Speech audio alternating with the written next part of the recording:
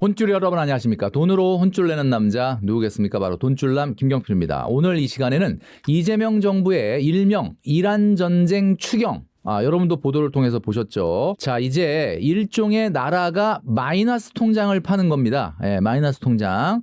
IMF 총재도 경고를 했습니다. 그런데 뭐 경고고 뭐고 일단 돈을 풀어야 된다라고 하는 게 정부의 방침이다. 이재명 대통령의 강력한 의지가 있다라고 볼 수가 있는데, 이 내용이 어떤 것인지, 이게 경제에 어떤 영향을 줄지, 어디까지 그 파급 효과가 발생할지에 대해서 알아볼 테니까요. 영상 끝까지 시청해 주시면 좋겠습니다. 자, 머니 트레이닝 스쿨 매월 책 한 권 가격으로 멤버십 한다고 제가 말씀드렸죠? 고정 댓글을 확인하시면 좋겠습니다. 자, 무료 강연회 지난달에 했는데 제가 이제 그 돈줄남에서 잠깐 공지사항으로 말씀드렸는데 이게 너무 많이 오셔가지고 많은 분들이 못 들어오셨습니다. 그래가지고 장소를 조금 더 확대를 해야 되지 않을까 생각하는데, 너무 감사하게도 그래서 많은 분들이 와주셔서 너무 감사드려서 앵콜 강연을 합니다. 용산에서 무료 강연이고요. 용산역 근처인데 장소는 아직은 미정이기 때문에 지금 안내 안 드리지만 그 용산역 근처라는 것만 말씀을 드리고, 4월 7일 날 화요일 저녁 7시에 앵콜 강연을 할 겁니다. 그리고 이번에 신간을 또 나눠 드릴 거예요, 선물로. 그러니까 무료 강연뿐만 아니라 신간 서적도 드린다. 지난번에 못 오신 분들이 많기 때문에 이번엔 조금 큰 곳에서 해가지고 여러분들 다 오실 수 있도록 할 테니까 적극적으로 고정 댓글에서 신청을 해주시면 좋겠다라는 말씀을 드립니다. 제가 지금 추경 이야기를 말씀드린다고 했는데, 중동 불안, 고유가의 초고속 민생 추경, 정말 속도가 빠르다라는 말씀 드릴 수 있는데, 초과 세수 10조 20조 설 뭐 이렇게 되는데, 이거는 올해 아무래도 이제 법인세라든지 재산세라든지 이런 것들을 통해서 세수가 좀 더 많이 들어올 거다라고 하는 예상이 있다라고 하는데, 글쎄 뭐 그거는 좀 지켜봐야 되는 거고, 12일 날 이재명 대통령이 이 추경에 대해서 좀 신속하게 편성을 해달라라고 이제 주문을 했습니다. 그래서 지금 흘러나오는 얘기로는 하위 50%에게 작년에 있었던 민생회복 소비 쿠폰처럼 15만 원을 지급하는 방안이 유력하다, 이렇게 나오고 있거든요. 자, 그러니까 하위 50%면 국민의 절반은 무조건 또 15만 원의 소비 쿠폰을 받게 될 것이다 라는 예고이죠. 추경 규모가 10조에서 25조인데 지금 25조가 유력하다라고 합니다. 이제는 너무 큰 돈을 많이 봐가지고 이제 좀 약간 감은 없어졌어요. 자, 최대한 빨리 처리해라 라고 이렇게 신속하게 주문을 이재명 대통령이 했다. 자, 내용을 살펴보면 말이죠. 중동발 고유가로 인해서 민생이 굉장히 어렵다. 그래서 이 25조 정도의 추가 경정 예산을 빨리 편성을 해서 신속하게 추진해라. 그리고 이제 이번에도 민생회복 소비 쿠폰, 제가 말씀드렸죠? 15만 원 정도가 될 것이 유력한데, 역시 이번에도 현금으로 주는 건 아니고 지역 화폐나 소비 쿠폰으로 지급할 예정이다. 자, 근데 이게 좀 말이 많은 게, 지금 우리나라가 역사상 단군 이래로 최고로 큰 슈퍼 예산을 이번에 편성을 했습니다. 2026년 이런 거 보신 적 있어요? 500조 600조 얘기가 엊그제거든요. 근데 지금 728조라고 하는 상상을 초월할 정도의 역대급 슈퍼 예산인데, 불과 석 달 만에 마이너스 통장을 또 파겠다. 지금 이런 거거든요. 그래서 이게 또 일부에서는 또 우려하는 목소리들이 굉장히 커지고 있습니다. 여러분 아시겠지만 규모를 비교해 보면 이게 전쟁 추경 규모로 25조 정도 이렇게 편성될 예정인데, 지금 우리나라의 M2 여러분 아시죠? 통화량이 지금 1월 기준으로 4,100조 원을 돌파를 했습니다. 그래서 사실 금리를 그동안에 더 추가로 낮추진 않았지만 이 굉장히 유동성이 지금 시장에 굉장히 많이 풀려 있는 상황인데, 이럼에도 불구하고 728조의 슈퍼 예산에도 불구하고 또다시 이렇게 추경을 하는 게 말이 되냐라는 이제 지적이 있긴 합니다. 여러분 아시겠지만 대한민국 살림은 또 우리가 한번 살펴볼 필요가 있잖아요. 그냥 무조건 준다고 그냥 좋다 뭐 이렇게 하면은 이게 진짜 올바른 대한민국 국민 아니지 않겠습니까? 2025년도에 작년 기준으로 명목 우리나라의 GDP는 1조 7천억 달러 정도 되는데, 이거를 실질적으로 금리라든지 또 어떻게 보면 인플레이션 감안해서 보면 우리나라가 한 1조 5,300억 달러 정도가 실질적인 GDP라고 보는데, 이렇게 되면 우리나라 돈으로 2,260조 원 정도 됩니다. 우리나라 전체 GDP가. 자, 그런데 올해 살림이 여러분 728조입니다. 제가 이거를 몇 번 말씀드린 적이 있었고 그 IMF 총재도 이거 좀 약간 우려한다라고 얘기했는데 너무 슈퍼 예산이거든요. GDP 대비 32%예요. 그러니까 우리나라가 모든 국민들이 벌어들이는 1년 총소득의 32%를 국가가 살림 예산으로 잡아버린 거예요. 미국이 28%. 미국은 여러분 아시겠지만 천조국 아닙니까? 5만 세계에 일어나는 일에 다 관여를 하는 나라가 미국인데 그 나라도 28%인데 우리나라가 32%고 일본은 19%밖에 안 됩니다.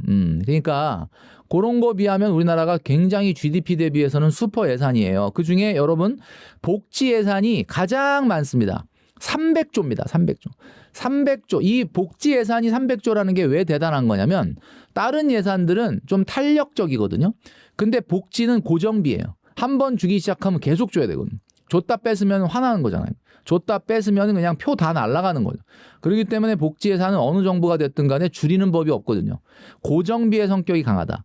자, 그러니까 지금 우리나라의 재정이 굉장히 빨간불이 들어왔는데 제가 한번 말씀드렸죠. 2025년도에 1273조 원 빚. 올해는 얼마까지 늘어나요? 1415조까지 늘어나서 GDP 대비 63%다. 그래서 이때 제가 말씀드렸던 게 일본은 GDP 대비 200%고 이탈리아는 137이고 미국은 108%인데 뭐가 문제가 되냐 이렇게 얘기하시는 분들이 많이 있다라는 이야기죠. 그런데 여러분 놀라운 비밀은 우리나라가 GDP 대비 빚이 100%가 안 되는 이유가 뭔지 아십니까? 그게 국가가 직접 운영하던 기업들을 다 공기업으로 분리를 시키고 독립을 시켜서 부채를 지금 줄여놓은 거거든요. 그러니까 한마디로 말하면 뭐냐. 공무원연금 분담금, 군인연금 분담금 이거 뭐예요? 국민연금하고 다른 점이 뭡니까? 공무원연금은 뭐야? 그냥 성과가 안 나도 모자라도 상관없어요. 세금으로 다 메워줘야 됩니다. 군인연금 마찬가지거든요. 이거 다 빚이거든요. 공무원연금, 군인연금에다가 공기업들이 지금 거의 30개가 40개가 되는데 이 40개의 부채들이 사실은 정부 부채라고 봐야 되잖아요. 공기업이 민간기업처럼 운영되는 건 솔직히 아니지 않습니까? 그렇다면은 그 빚은 규모가 4천조 원 가깝다. 결국 이게 몇 퍼센트냐면은 우리나라 GDP의 거의 200%에 육박하는 75% 정도. 이 정도에 육박하는 규모거든요. 자, 그러니까 이걸 다 공기업의 부채나 공무원연금 분담금이나 군인연금 분담금 싹 가리고 지금 현재 있는 부채만 가지고 얘기하면야 당연히 좀 그렇게 많지 않지만 사실은 굉장히 심각한 수준입니다. 그래서 게오르기에바 IMF 총재가 한국은 더 이상 돈 푸는 걸 중지해야 된다. 국가 채무 급증이 너무 급격히 빠르다. 그리고 이제 확장 재정 속도 줄여라라고 이야기를 했다. 그런데 이런 이야기는 뭐 그냥 그러든지 말든지 일단 이재명 정부 5년 동안에 예상되는 국가 부채 증가액이 500조 원이라고 합니다. 이런 추세로 가면은 올해만 해도 225조 원의 국채 발행이 예고돼 있어요. 자, 그러다 보니까 여러 가지 우려 섞인 목소리가 나오게 된다라는 이야기입니다. 그러니까 왜 GDP 대비 부채 비율이 100%도 안 되는데 뭐 이 정도 마이너스 통장 파는 거 가지고 뭐라고 하느냐? 물론 맞죠. 국가는 끝없이 세금을 거둘 수 있기 때문에 망하지 않는 회사인 건 맞습니다. 그래서 마이너스 통장 개인이 만드는 것보다는 정부가 만드는 거는 뭐 덜 심각하다. 이해하죠. 그러나 우리가 알고 있는 것처럼 지금 뭐 53%나 65%는 절대 아니고 공기업 부채라든지 실질적으로 정부 부채라고 얘기할 수 있는 공무원 분담금과 공무원연금 분담금과 군인연금 분담금까지 따진다면은 실제 한 180%에 달하기 때문에 지금부터는 조금 조심해야 되지 않을까. 자, 이제 4월 20일 날 퇴직을 앞두고 있는 이창용 총재도 이 추경에 동의했을까? 약간 이런 생각. 물론 뭐 이분의 동의를 득해야 되는 건 아니지만 행정부의 권한이긴 하나 우리나라 통화정책의 수장이고 가장 이제 어떻게 보면은 이런 경제 정책에 있어서의 어른이기 때문에 근데 얼마 전에 재정경제부 장관이 이창용 총재도 어느 정도 추경에 동의했다. 이런 보도 자료가 나왔어요. 실제 이창용 총재에서 입에서 확인한 건 아니지만 뭐 재정경제부 장관이 거짓말을 하진 않았을 거라고 보고. 자, 그래서 향후에 어떻게 흘러갈지에 대해서 한번 이야기해 보도록 하겠습니다. 오늘은 어떻게 소비 쿠폰 받나요? 얼마나 주나요? 이런 내용은 아닙니다. 이게 과연 나라 살림과 한국 경제에 어떤 영향을 줄 거냐. 자, 향후 시나리오를 한번 보면 그냥 일반적인 베이스 시나리오는 이렇습니다. 민생 악화 여론이 있기 때문에 아마 어느 정도 협의가 돼서 여야가 통과시켜서 예결위에서 심사한 후에 바로 지급하지 않겠냐라는 게 일단 기본적인. 이번에 타겟이 되는 그 지원층은 어디냐면 하위 50%라고 돼 있지만은 골목 상권을 살리자라는 거예요. 그러니까 10조 원 이상의 유동성이 추가로 공급되면서 지금 죽어가고 있는 IMF 때도 없었던 폐업 100만 건. 대한민국에 이런 일이 생길 줄은 정말 몰랐네요. IMF 때보다 5배가 높은 자영업자 폐업률, 여기에다가 어쨌든 돈을 좀 들이부어서라도 이 속도를 좀 더디게 해야 된다라는 어떤 절박함이 있는 거죠. 이렇게 되면은 물가 하락 속도가 좀 지연이 될 가능성은 있습니다. 이 물가 하락 속도가 지연이 된다. 이게 무슨 말이에요? 거꾸로 얘기하면 어쩌면 하반기에 인플레이션을 만날 수도 있고 어쩌면 금리 인상 카드가 나올 수도 있다. 에이, 설마 이렇게 어려운데 금리 인상 하겠냐? 여러분, 2008년도 금융위기 터지기 3개월 전에도 한국은행이 금리를 올렸거든요. 여러분 기억 안 나시죠? 근데 그때 유가가 $100를 넘었어요. 예. 아니 그런 상황에서, 그 위기 상황에서 한국은행이 금리를 올렸다고? 지금 한국은행은 말이죠, 뚜렷하게 성장, 물가, 금융안정 중에 1번을 물가로 보고 있다는 점 여러분 방심하시면 안 됩니다. 그래서 이런 시나리오가 가능하다. 그 다음에 두 번째 시나리오는, 이거는 조금 어떻게 보면 괜히 돈 풀었다라고 하는 안 좋은 쪽으로 흘러가는 시나리오라고 볼 수 있는데, 또 이번에 728조 원이라는 슈퍼 예산에도 불구하고 225조라고 하는 국채를 발행함에도 불구하고 또 25조의 추경을 한다라면 지금 4,100조 원을 넘은 시중의 유동성, 더 팽창할 가능성이 많고, 이렇게 되면은 어떻게 보면은 금리 인하 시점이 지연되는 것뿐만 아니라 제가 확실하게 말씀드릴 수 있는 게 이 스태그플레이션의 전조 증상이 나타날 수도 있다.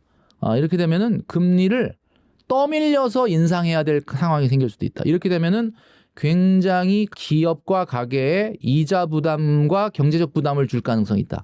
그러니까 한마디로 말해서 은발의 오줌 누기식의 어떤 그런 정책들로 인해서 오히려 장기적으로는 경제에 발목을 잡을 수 있는 거 아니냐. 이게 좀 안 좋은 쪽의 시나리오인데 이런 쪽으로 가면 안 되겠죠. 이런 쪽으로 가면 안 되는데 이런 시나리오도 시장에 있다라는 거는 알아야 됩니다. 우리가 좋은 쪽도 있지만 또 이렇게 될 수도 있다라는 이야기죠. 인플레이션과 시장금리가 상승한다. 여러분 지금 우리나라가 눈에 안 보이는 위기 중에 하나가 뭔지 아십니까? 지금 기준금리 2.5인데 지금 어제 3년짜리 국채금리가 3.6을 넘었어요. 1% 이상 벌어졌습니다. 한국은행은 2.5라고 기준금리를 만들어 놨는데 시장에서는 어때요? 3.6이다. 1%의 괴리가 발생합니다. 시장은 이미 신용경색 국면에 들어갔습니다. 동구하기가 어려워지고 있다.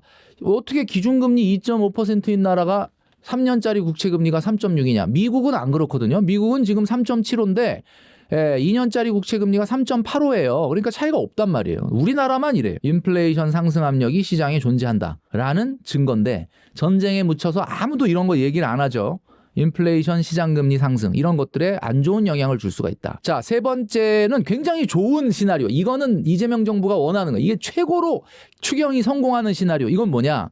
전 국민에게 전 국민은 아니지만 이런 추경이 마중물 역할을 해가지고 국가 재정 건전성 크게 훼손되지 않으면서 내수도 어느 정도 방어가 되면서 완만한 경제 회복의 발판이 마련된다.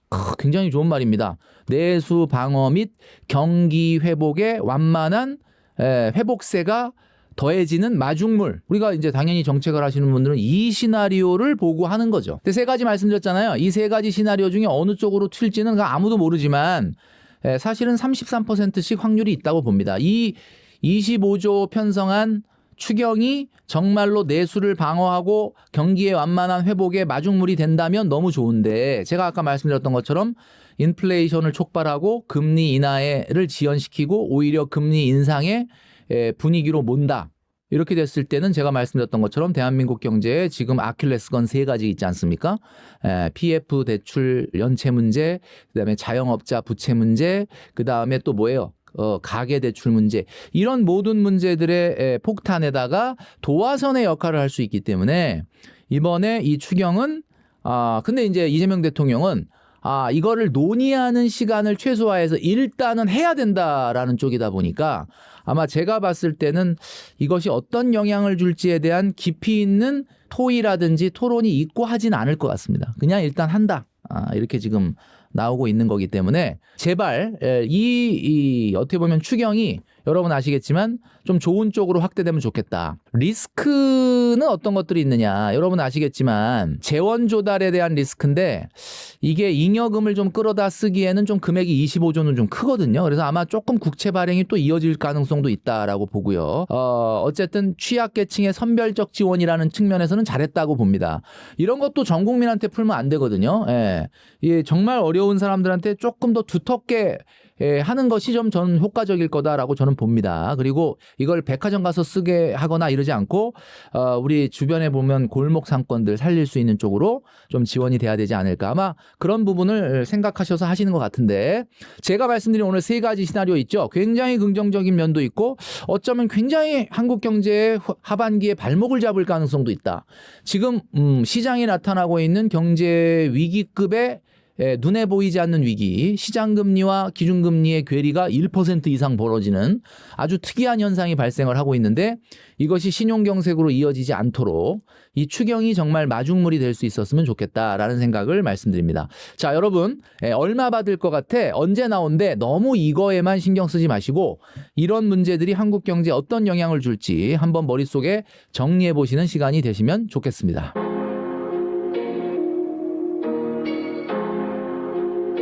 그러니까 결국은 잉여소득을 늘리는 게 머니트레이닝 스쿨의 가장 4개의 축 중에 하나입니다. 그래서 1년 정도 이거를 하고 따라하면 저축의 체력이 조금 늘어나는 게 느껴져야 돼요. 그리고 소비 MBTI도 뭐 ERFQ로 바뀌어야 되고 막 이런 식으로 가야 되는 거예요. 그게 안 가면은 뭐 의미가 없다.